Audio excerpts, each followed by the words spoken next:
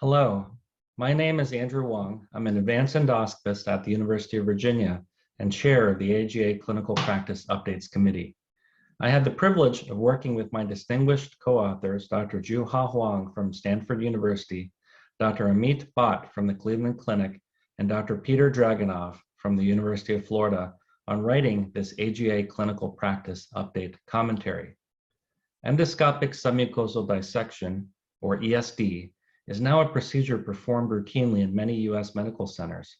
However, long-term data about ESD outcomes for early GI neoplasia from the United States are only beginning to emerge. Additionally, guidelines written by the NCCN and other oncologic and surgical societies were not constructed with ESD in mind.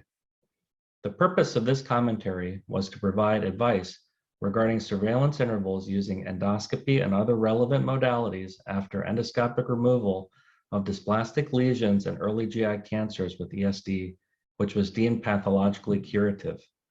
Our hope was to provide a reasonable framework for clinical care and surveillance following curative ESD for patients with esophageal dysplasia and squamous cell carcinoma, Barrett's dysplasia and adenocarcinoma, gastric dysplasia and adenocarcinoma, and dysplasia and adenocarcinoma of the colon and rectum.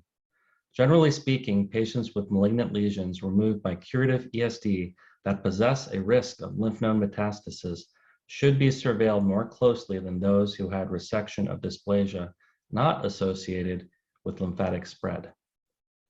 We hope that this clinical practice update will stimulate future research that will further refine and standardize optimal post-ESD surveillance strategies. To learn more, please read Surveillance After Pathologically Curative Endoscopic Submucosal Dissection of Early Gastrointestinal Neoplasia in the United States, which can be found in the December issue of Gastroenterology. Thank you.